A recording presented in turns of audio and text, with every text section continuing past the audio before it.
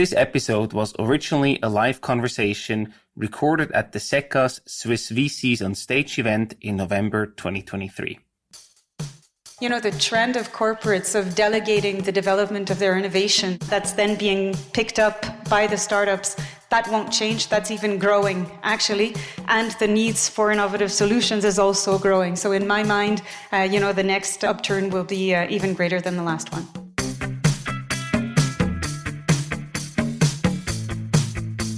Welcome to the Swisspreneur Show, a podcast about startup stories and learnings from experienced entrepreneurs. Here's your host, Silvan. Good evening and a very well welcome to tonight's Swiss VCs on Stage event by SECA. It's my pleasure to welcome you here tonight. My name is Silvan. I will be your host tonight, and I'm also an entrepreneur myself and the podcast host at Swisspreneur, so it's my pleasure to guide you through the evening. We have a packed program in front of us. We're going to start with a keynote. Then we have literally VCs on stage in 3-minute pitches each, 14 in total, before we're then going to wrap up the evening with a panel discussion. And then, of course, there will be plenty of time for apéro and networking. So, I think it's a fair assessment to say with 18 VCs presenting tonight on stage or on the panel that the Swiss VC ecosystem has really grown up and matured over the past years. We have 4 people joining us here on stage. I'm going to just quickly introduce them over name because they will then have 30 seconds to also quickly pitch what they're doing. So please welcome on stage Vivek Dogra, Lukas André Dominique Gruhl, and Arijana Walcott. Please all come on stage and a warm applause.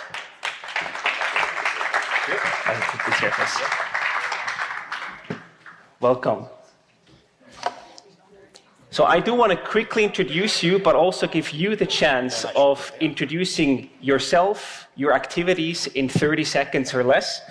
I'm going to start with you first, Dominique. You became the CEO of Serpentine Ventures in 2023, and you have multiple funds. You have one that focuses on Deeptech and another one on diabetes. So please give us your short pitch.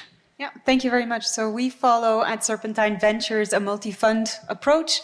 We already have a rookie fund, flagship fund, which are pre-seed to early Series A funds that are closed, and the ones for which we're currently fundraising right now. One of them is a pan-European deep tech fund with a sustainability angle called our flagship fund 2. And the other one is a very focused fund. It's something very unique. We have the Swiss Diabetes Venture Fund, which is a global champion in the area of investing in diabetes. Great pitch. Thank you so much for being here today. Vivek, you're the next one here on the introduction list. You worked for Nestlé in open innovation for more than 13 years before you then decided to become a venture partner with the European Circular Bioeconomy Fund. So please also tell us a bit more about what you do and what your focus is. Exactly. So before Nestlé, that's what brought me to Switzerland in 2007. Open innovation and venturing at Nestlé. Currently, I'm a venture partner to ECBF, which is a pan-European fund, German GPs, and supported by the EIB, the European Investment Bank, under the EU Green Deal. But as we speak, together with my partner Dan, who's also in the audience, happy to, you can have a conversation with him as well. We are in the process of setting up a more Swiss-centric fund, and which would focus on climate tech in general. Fantastic. Thank you for being here today.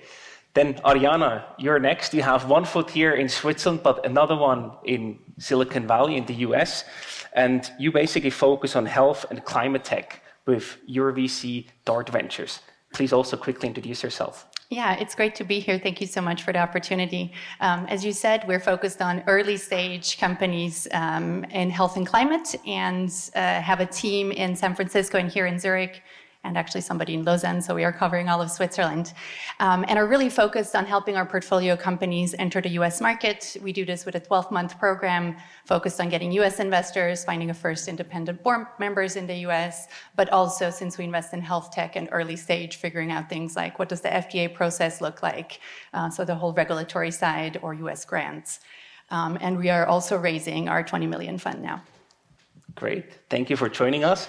Last but not least, Lukas, you have built companies yourself in the early internet days. And then I think in 2009, you decided to switch from being an entrepreneur to becoming an investor. And for the past 6 years, you have been with the European VC Redstone. Welcome. Yes. Thank you. Thank you. So Redstone is a European VC firm. We are about 30 professionals in offices in Berlin, Helsinki, and Zurich. We have a bit more institutional approach to venture capital compared to most of our peers. So we operate Redstone as a VC platform and have then selected sector strategies on top of it.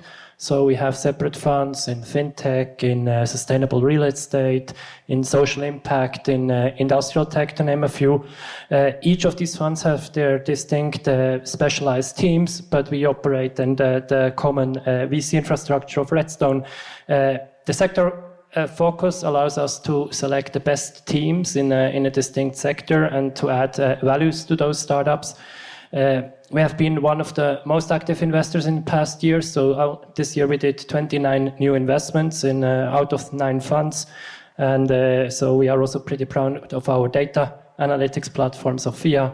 And the latest fund we have raised is a quantum technology fund, one thing which I'm particularly proud of. Top team, top setup, and to be able to catch the extraordinary opportunities of that. You can invest either into one of the funds directly or through a feeder structure into multiple funds together. Thank you for being here. So we want to make it very useful for you. So at the end, you also have chances to ask them questions if you want to know more details or more tips and tricks that they can share. And we're going to start with the first very important topics, because not only startups are looking for investors, but also investors and funds are looking for investors themselves. So Vivek, when you look for investors, what is it that you look for in a potential investor for your fund? Yeah, that's a good starting point. Thomas, you put the investors on your charts in a few categories. I would look at only 3 buckets: corporate investors, industry players with their corporate venturing arm, large financial investors, and then family offices, high net worth individuals. For the first one, corporate VCs, the key thing is to see what is the really strategic interest as a strategic investor in a VC fund. Would they really engage with portfolio companies? Is it just signing a ticket into a VC fund because it kind of ticks the boxes?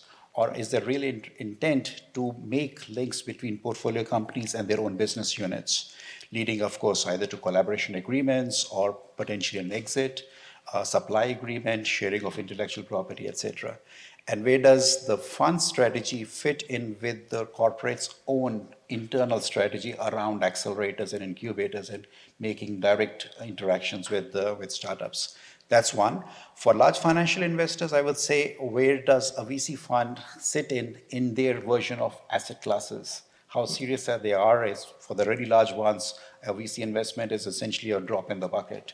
But is it also in line with, let's say, impact investments, sustainable finance, etc.? Where does that fit in? And then can they really support the VC fund in the scale-up, leading obviously to an IPO? That's really the core of what they do. And for high net worth individuals, family offices, what we as fund managers would really look for is their network. They can pick a phone and introduce a portfolio company to maybe a different geography, maybe a different customer, and so on. And that's really a bit of the entire network effect which can build about. Great. Thank you for this overview. Thank you. And Dominique, I have a question for you. We saw before the numbers that Thomas shared. We also read the news. The current economic times are challenging. Is now a good time to look for investors, or has this uncertainty really taken a toll on the investor landscape? Yeah, well, obviously, I think that every VC fund that's fundraising right now will recognize the fact that the interest rates that are high and the pressure, the competition with the money markets is very high. And generally speaking, the appetite for VC investments from LPs has shrunk. I mean, that's a reality. With regards to the landscape here in Switzerland, it's also been mentioned in the past, institutional investors, pension funds in particular, even when the market was very high and very attractive for VCs, were not investing much, just a little bit in this asset class, and was taking baby steps. What I heard through conversations recently with some pension funds was that this appetite for VC has taken yet another step back, given the current situation. So it was already small in the first place. Now it's completely stopped or very, very minor. This is taking a toll on the entire industry, of course, and it trickles down, obviously, to the startups that are fundraising, right? What this has, though, as an effect, obviously, is it's putting downward pressure on the valuations. And there are some investors still out there, and this is the positive aspect of it. Some of them are looking long term and are seeing the opportunities that are being created now. PitchBook made a study recently, showed that the valuations the value of VC deals in Europe went down from the first half of 2022 to the first half of 2023 of 61%.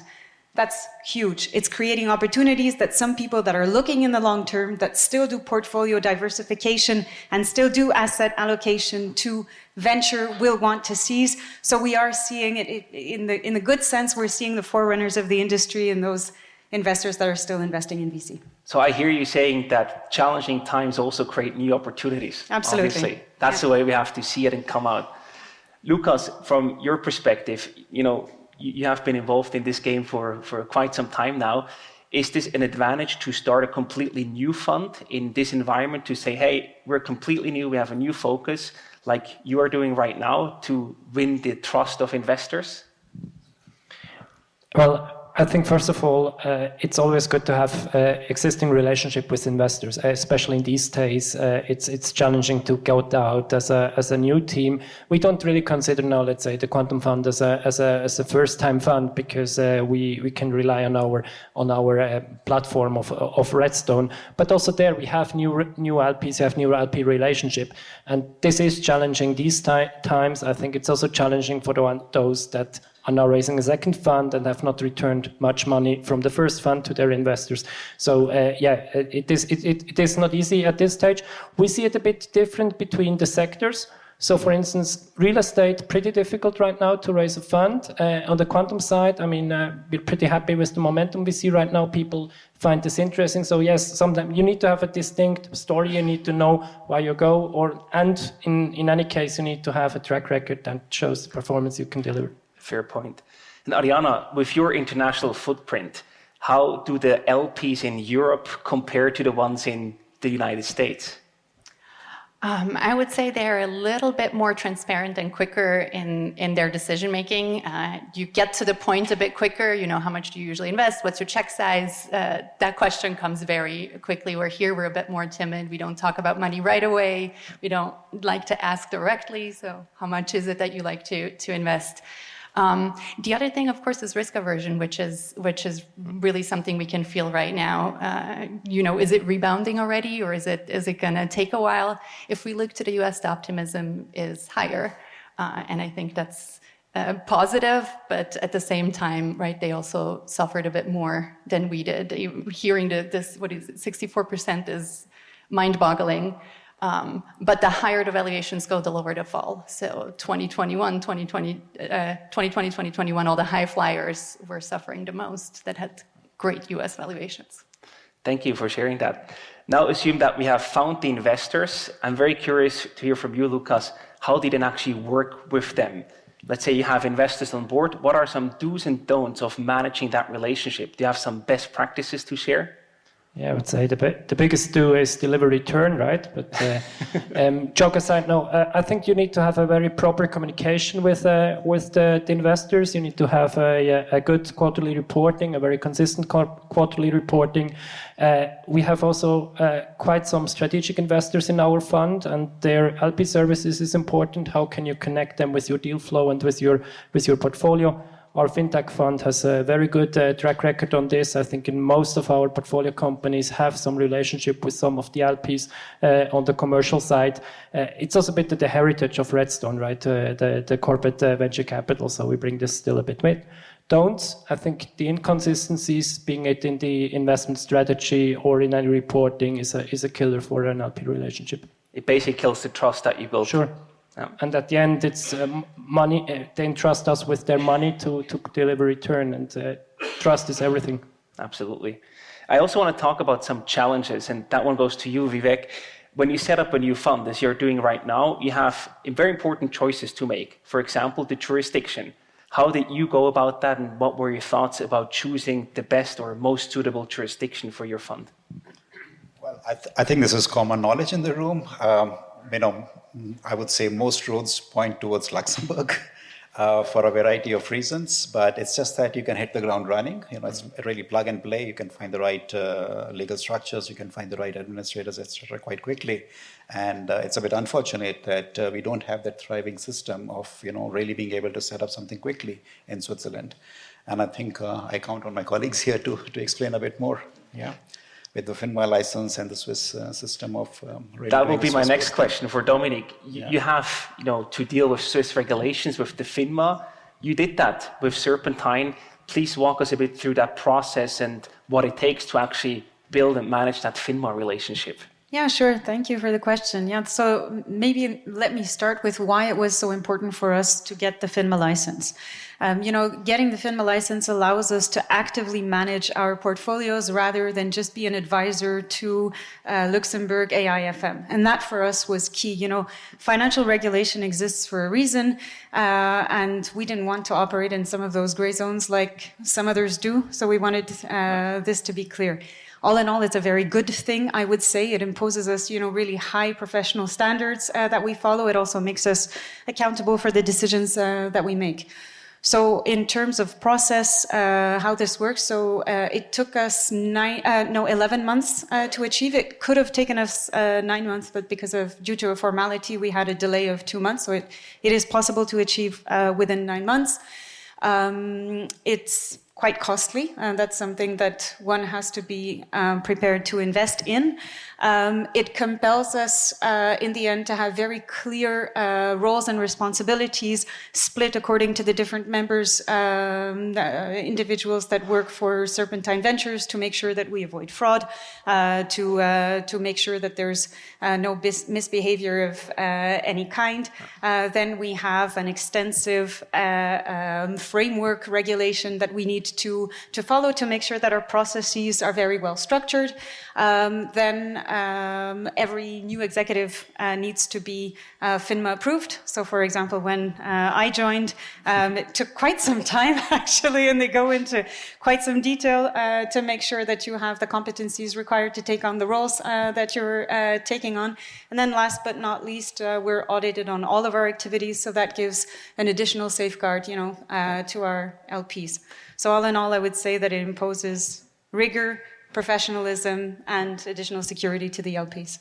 You mentioned the cost. Can you give us a range about what one has to expect to get FINMA approved? Yeah, about 100K. Okay. And Arijana, with your foot in the US, how does that decision of the legal setup change for you, if it does at all? Yeah, we also went with the Luxembourg structure, but we're managing it from the US. That was a FINRA application. It took 4 hours, and I think it cost $350. We are going after the small FINMA license next year. It was purely a choice to have it US managed because we didn't want to have a gap, right? Hearing that it takes 12 months, that's kind of what I think we were expecting 18. And so we said, we're going to set up the fund. We'll set up the management structure in an afternoon, and then we'll slowly go after the license next year. Great. Lukas, before you said the most important thing, obviously, is to deliver performance. But how do you actually do that? What is sort of your framework, your strategy there, despite the pure investment focus? Yeah. So it starts with the investment strategy and the investment thesis. So for every thesis, we build it data-driven. We look at the market. We look at what type of startups are out there. Is there a strategy that could essentially provide value? We have some digital SaaS-focused funds. We have also Deeptech funds. I think especially for Switzerland, Deeptech works quite well. First of all, we have good universities, good tech out of the university. But I would also say it requires a bit less scaling skills, not something where we are very strong at, and you do typically a bit earlier exits out of that. Then, most important, identify the right startups. I mentioned before, we have our data analytics platform. We use a lot of data analytics to do outbound reach outs to the best startups. We rate 3 million startups globally in our platform. And as a sector specialist, you are very welcomed as a co-investor in some of the deals. You bring the very specific sector expertise, and it's also very much required to understand which are the best companies. I mean, even if you have a good team and a good product and a good technology, you still need to understand the mechanics of a certain industry, of a certain market, to understand, does that really also have a chance of success in that specific area. And at the end, portfolio management, something we all do. I think we connect them with our expertise, with our network, our founders, etc. Fantastic. Thank you for sharing that. Dominique, why is the focus on deep tech in Europe the right focus for you to deliver return for your investors? I know you're very, very bullish on that, so I want to hear more about that. Well, the focus on marketing and all of the B2C and all of the cases where the entrepreneurs are very strong at marketing their own business, North America is very, very strong in that. In Europe, not that much. There are some champions, but generally speaking, here, firms that develop deep tech, that is what sets Europe apart. Switzerland as well, we've heard about all of these cases coming out of ETH, coming out of EPFL. Europe is filled with technical universities that are outstanding and delivering some of the best startups out there, and they use this. So we focus on this advantage that we have. Your American investors, when they come to Europe, what are they interested in? They're interested in the deep tech. That's what sets us apart. So deep tech, B2B, generally speaking, and those firms that bring a combination of hardware, software, that's where we excel. So that's what we believe in also for our fund. Amazing. Thank you. Arijana, I have a challenging question. I don't want to imply that that's the case, but eventually any fund could face the challenge of actually not delivering return and not have the returns that the investors, but also the GPs were actually hoping for. How do you deal with that? What is sort of your strategy when you say, hey, we are not on track? What do you do?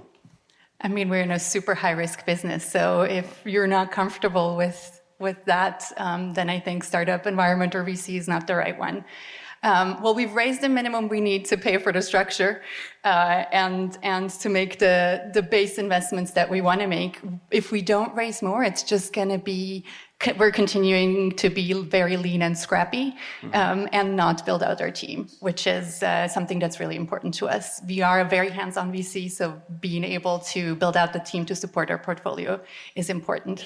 And then really, it takes some years to figure out if a VC is successful or not, right? Usually on the third fund, we're actually raising on actual numbers. We're kind of in between. We started with an angel club that we moved to the fund. So, ask me in 2.5 to 3 years. Fair point. We will come back to that, okay? Dominique, we also saw before on the slide that Thomas shared, the investment volume is lower. Oh, okay. They want to kick us out, I guess. That's what I'm thinking. The investment volume is... The Apero calling. Exactly. The investment volume is lower into startups. For you as an investor yourself, is that an advantage or a disadvantage?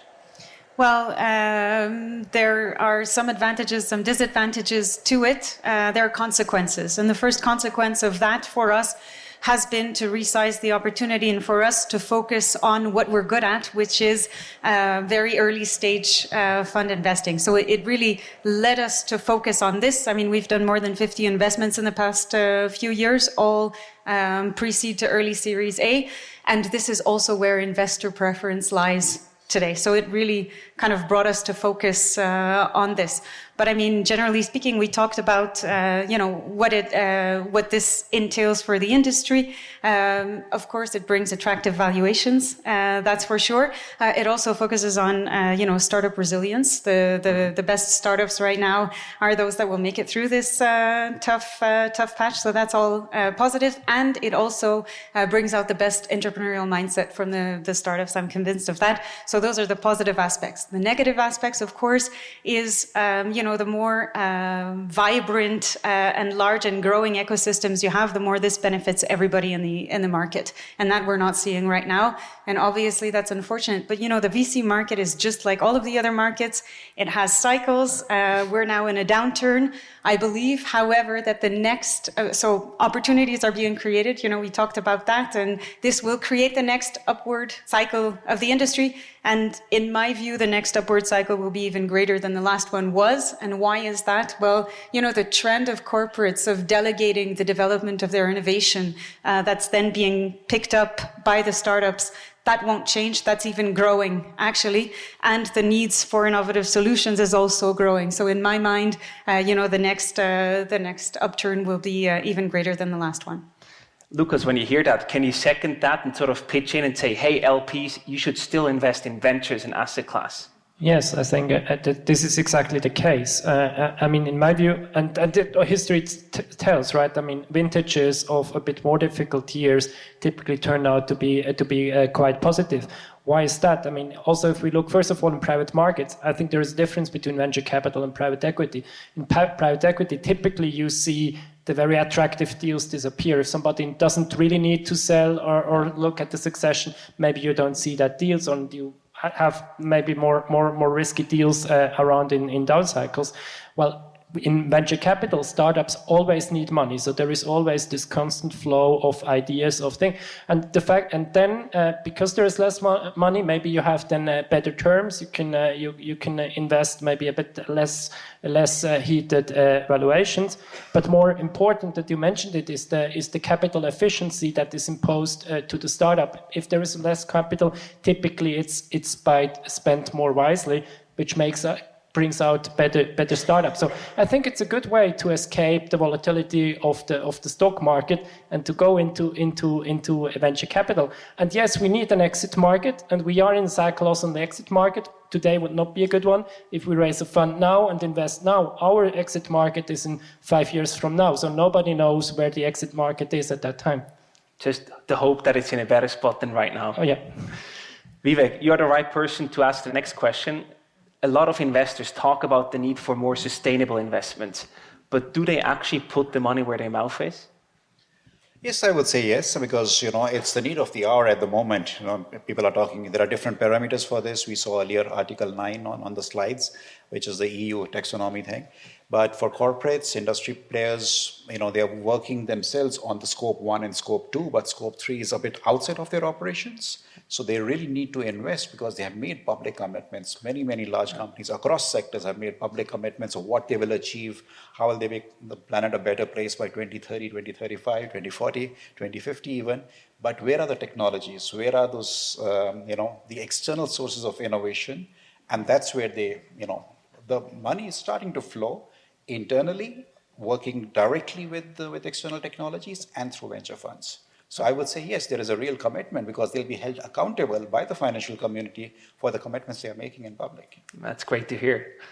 And Arijana, how does that look from a diversity angle? We also saw pitches before, say, hey, diverse team has scientifically proven better performance. How important is diversity for you as a fund, as a team yourself, but also for the investments that you make? Yeah, I completely agree with Jacqueline. It's super important, and the science backs it. It is important to us, but it's not something that we've put front and center. Like, we don't talk about the fact that we're an all-female team. We do have some men in the extended team, but the full-time team are all women. And this sort of translates into our LP base and the investments we make. I think about 41% of our portfolio has at least one female founder. And I think that's purely because we look at it differently. Just, you're attracted by what sounds and looks like you.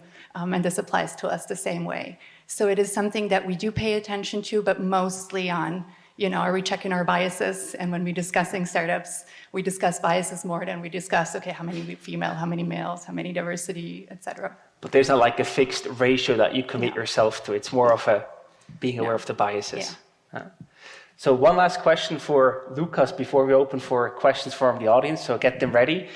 Lukas, we see also technological advancements, in the investment landscape, talking about tokenization or deal-by-deal structures. How do you see that, impacting your daily life and your job, basically? Yeah.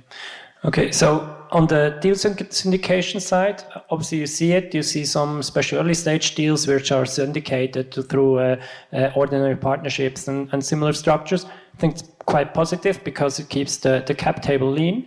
For us as a fund investor, we believe in the portfolio. We believe that we need to deliver the full return of a portfolio. That's why we more focus on fund structures. Tokenization, let's put it the other way around. If we want to convince an LP, we need to first convince him about venture capital as an asset class. We need to convince him about our team, our track record, our investment thesis.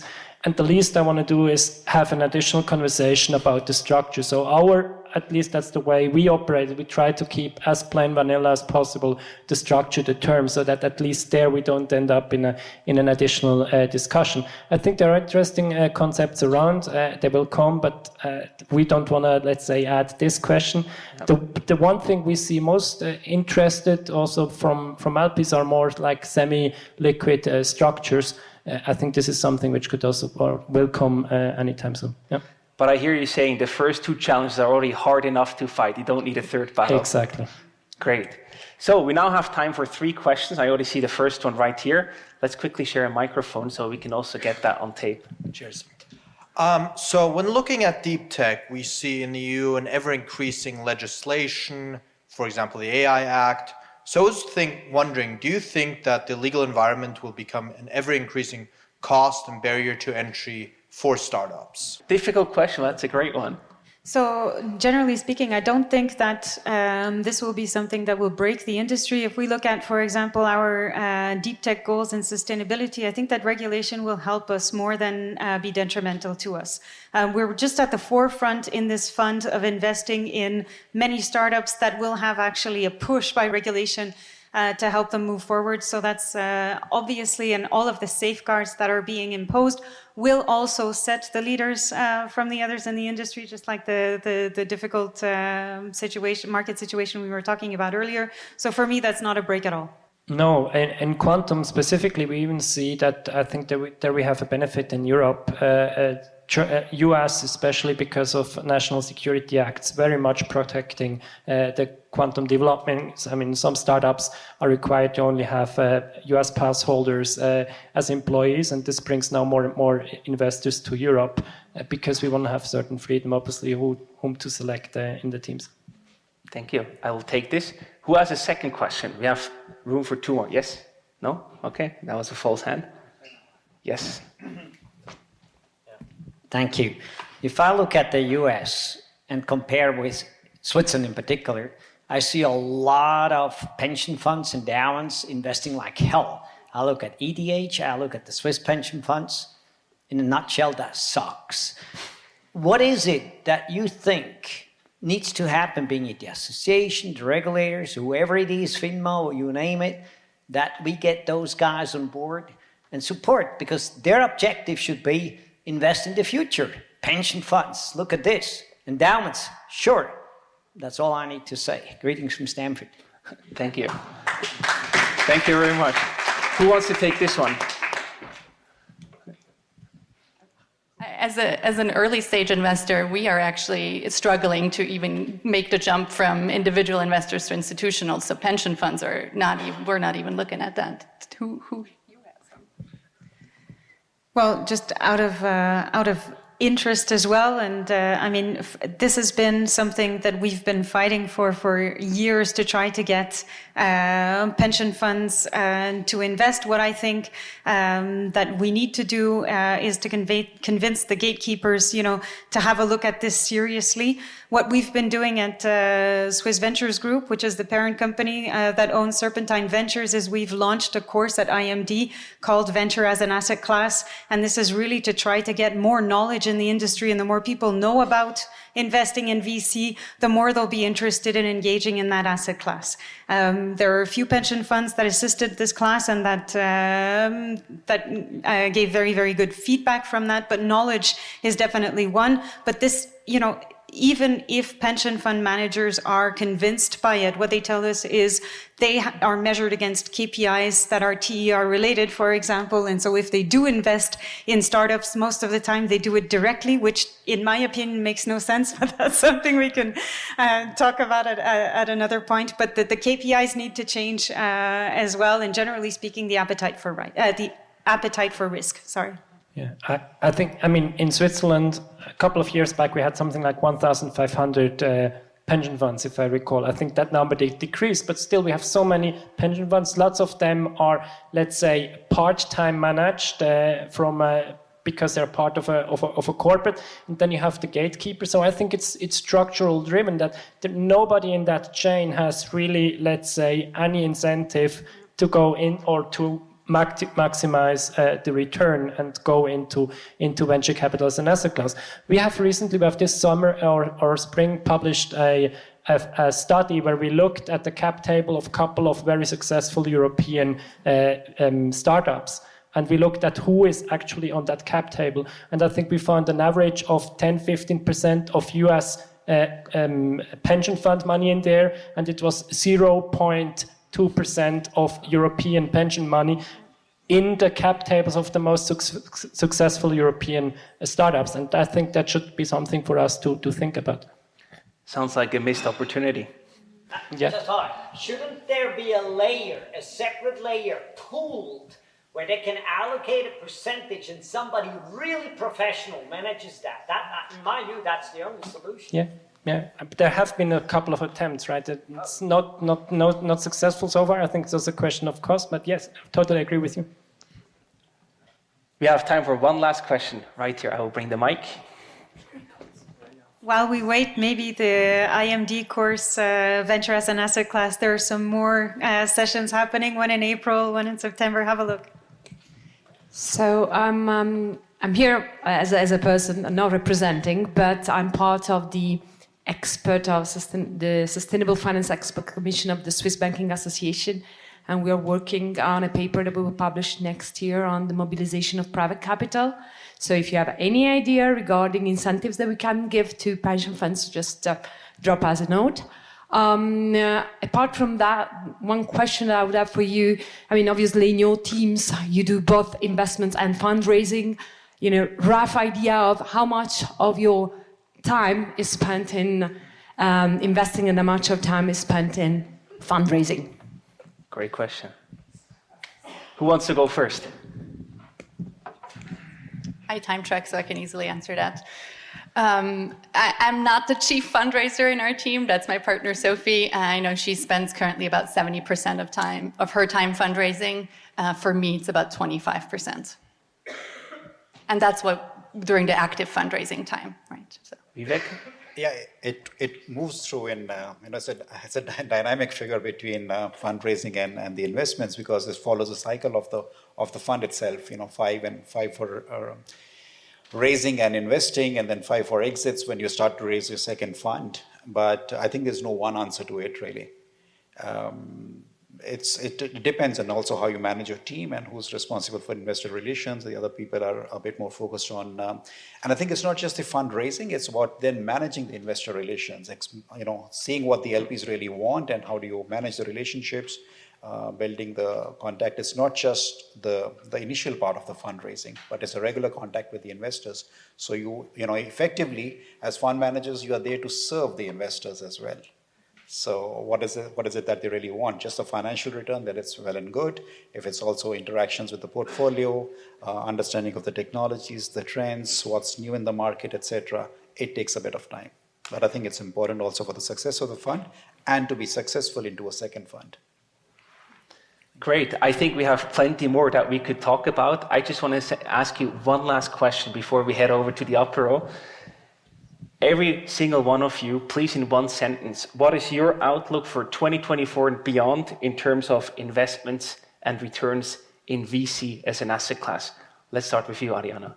I'll stay with my what goes up must come down, or what is down must come back up. It's been a year, I would say, in late 2024. We'll go back up on an upward swing. Great. Dominique? I also believe in a slow but steady market recovery. And with regards to returns, I think that all of the very strong selection of startups that has been made this year is going to render more than the returns that were in the past. Yeah, so I think exit market will still take 2-3 years to really rebound, but we still see very good entrepreneurs, good startups, and I think there's good things that which is currently built and that will profit from a rebound later. Great. Vivek? I think I'm even more optimistic than my colleagues because I think outside of, we have just recovered from the pandemic, there's political turmoil going across in different parts of the world, but climate tech is still the biggest challenge. And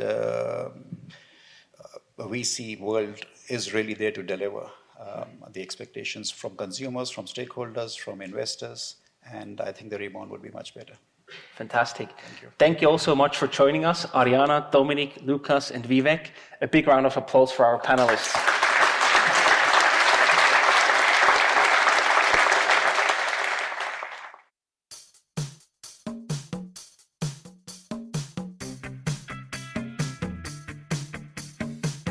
We hope you enjoyed today's episode. If you did, you can support us by rating our show on Apple Podcasts. This way, we can reach an ever-growing number of aspiring entrepreneurs.